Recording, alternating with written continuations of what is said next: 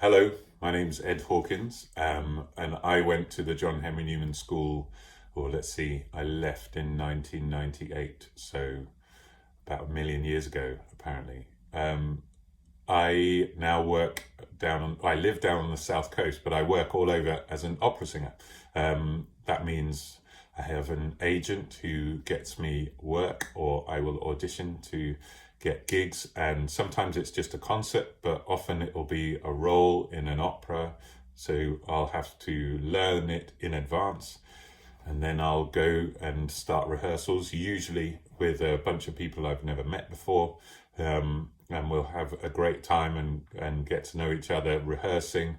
Then we'll put on the shows for a small run of, it might be a month, might be more than a month of just the shows. And then it's done, and you may never see those people again, or you might bump into them at the next contract or whatever. It's a really unusual, quite unpredictable job, especially as you can imagine at the moment. But it's exhilarating, and I wouldn't do anything else. It's absolutely my dream job. But here's the point. This video is definitely for people who know they want to do something, but have no idea what, because that is me. When I did A-levels at JHN, I did chemistry, French, and music. So classic choice for people who have no idea what they want to do. I was not in any way at that point a singer. I went and studied music at university. I read music at King's College London. So it was a classical academic course with lessons at the Royal Academy of Music on the trumpet. I was a trumpeter. But I was okay. I was never going to stroll out of there and be a really, really busy professional player. In fact, in my last year at uni, I actually joined a band playing bass guitar with some mates. But we ended up getting a small record deal, and it ended up turning into nothing and frittering away. But that was the plan. Is I left uni and I was like, right, I'm in a band. It's going to be amazing. But that all disintegrated, and I ended up down on the south coast without really a plan. And so I started gigging a bit and teaching brass. So I taught brass instruments peripatetically, so going into schools and teaching brass lessons. And I did that for about 15 years. And I guess here's a general point for all of you, is that I was doing a job that I knew I was pretty good at.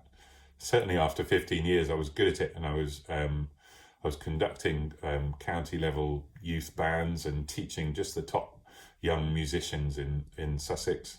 But it wasn't what I wanted to do. And there was a big difference in my mind between what I was good at and what I actually wanted to do for the rest of my career.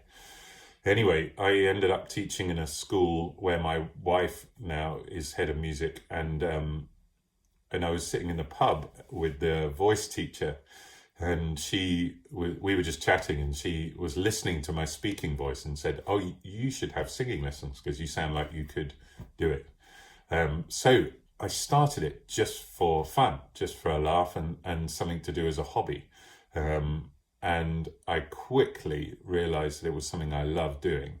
I didn't just love the idea of performing. I loved the graft of it. I loved practicing, and I loved getting better. And I loved being a beginner at it.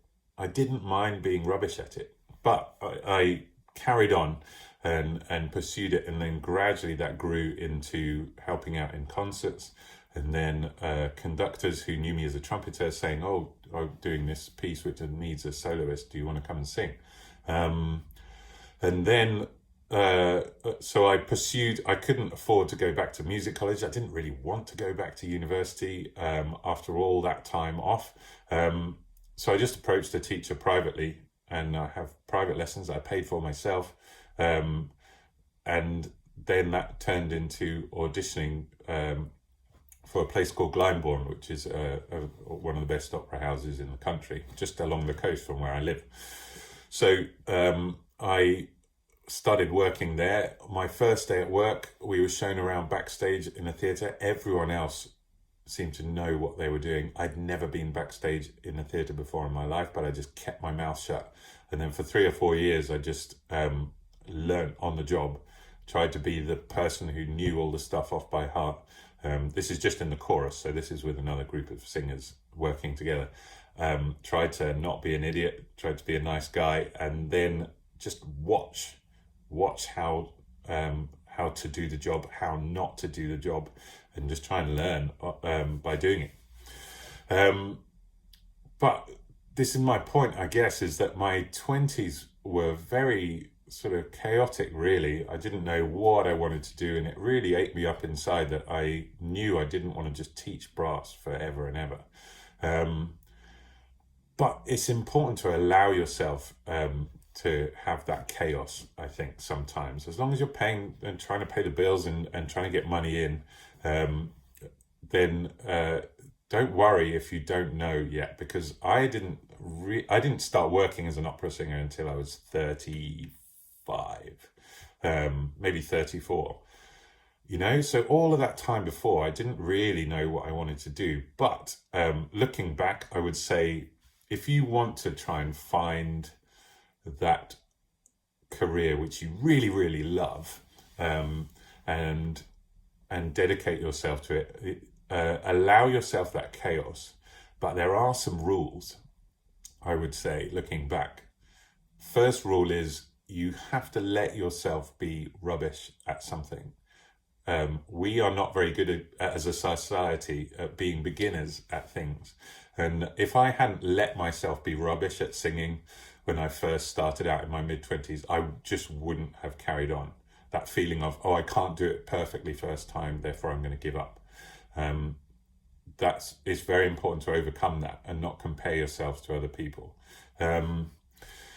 The other rule I would say, looking back, is find something that you love the graft of. What I mean is, I genuinely don't do what I do because I love the applause at the end of the shows.